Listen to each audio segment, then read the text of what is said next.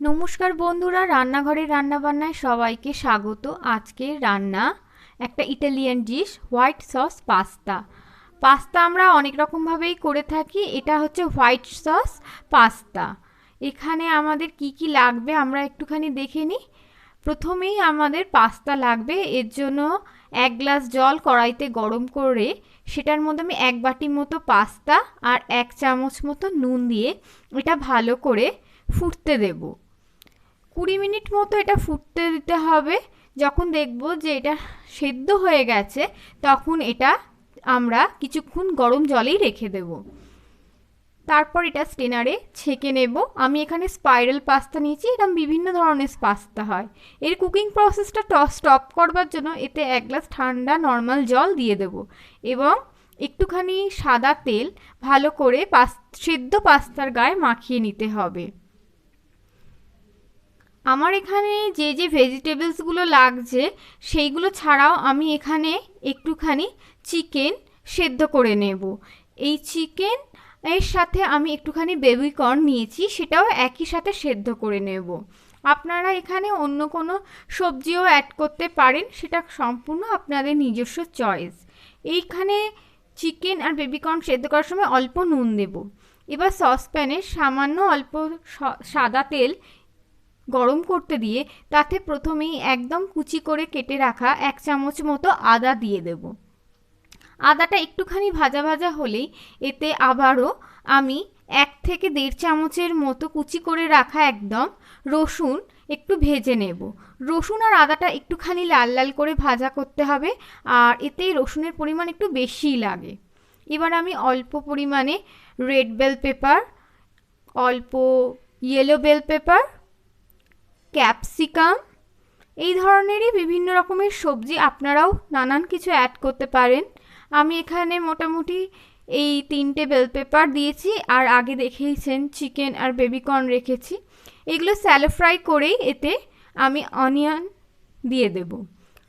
অনিয়নগুলো একটু ডুমো ডুমো করে কাটতে হবে। এবার দেখুন সেদ্ধ করে যে চিকেনটা রেখেছিলাম সেটা একটুখানি ছিঁড়ে ছিঁড়ে নিতে হবে, নিয়ে এর মধ্যে ভালো করে মিশিয়ে দিতে হবে। সেদ্ধ করে রাখা বেবিকর্নগুলো একসাথে মিশিয়ে দেবো। এইগুলো খুব একটা বেশি ভাজা হবে না, একটু সতে টাইপেরই ভাজা হবে। পাস্তাতে সমস্ত সবজি খুব ভাজা হলে সবজির নিজস্ব যে টেস্টটা থাকে সেটা পাওয়া যায় না। এবার যখন দেখছি এটা অলমোস্ট ভাজা হয়ে গেছে, এর মধ্যে একটু অরিগ্যানো আর সামান্য গোলমরিচের গুঁড়ো আমি দিয়ে দিলাম। এবার এইখানের যে সমস্ত সবজিগুলো আমার রয়েছে সেগুলো একটা প্লেটে আমি আলাদাভাবে তুলে রেখে দেব। এগুলো পরে আমি এর সঙ্গে অ্যাড করব।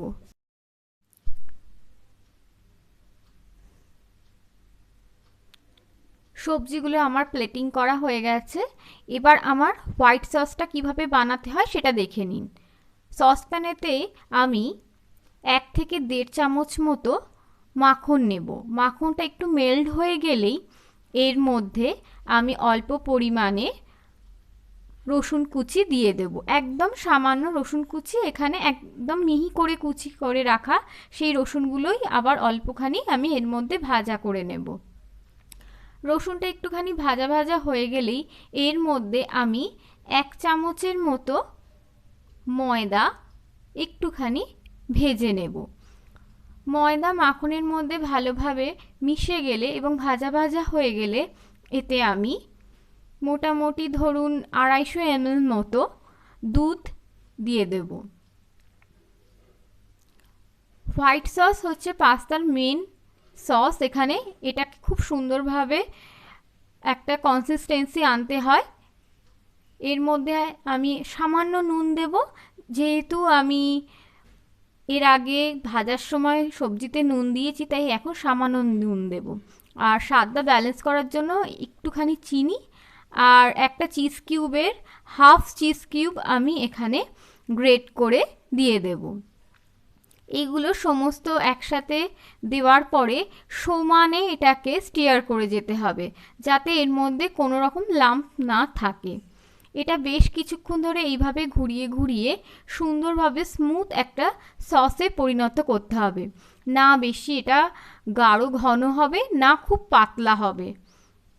দেখুন এইভাবে আমি সমস্ত ভেতরের যে ময়দার ডেলা বা চিজ আছে সেগুলোকে মেল্ট করে দিচ্ছি। এখন দেখুন কি সুন্দর একটা সুন্দর থিকনেস এসে গেছে।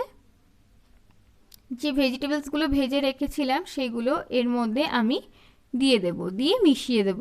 এই সময় গ্যাসের ফ্লেম একদম সিম থাকবে, নইলেই সস আরও বেশি গাঢ় হয়ে যাবে। সেদ্ধ করে রাখা পাস্তাগুলো যেগুলো রেখেছিলাম দেখুন একটার সাথে একটা একদম লেগে যায়নি।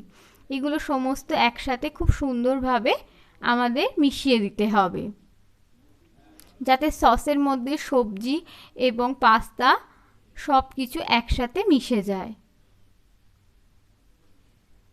শেষে যে হাফ চিজটা ছিল ওটাও আমি গ্রেট করে ওপর থেকে ছড়িয়ে দেব। আপনারা চাইলে এর থেকে একটু বেশি চিজও দিতে পারেন, চিজ দিলে খুব সুন্দর পাস্তাটা খেতে লাগে।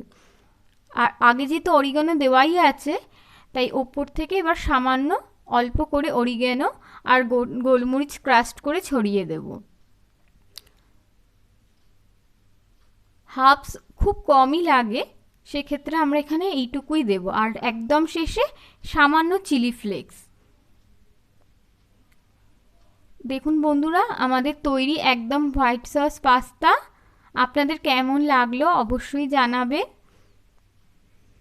এই শীতে নানা ধরনের ভেজিটেবলস ওঠে, সেইগুলো দিয়ে এই পাস্তা খেতে খুব সুন্দর লাগে। আপনারা দেখে বাড়িতে অবশ্যই ট্রাই করবেন। আজ তবে আসি, নমস্কার বন্ধুরা।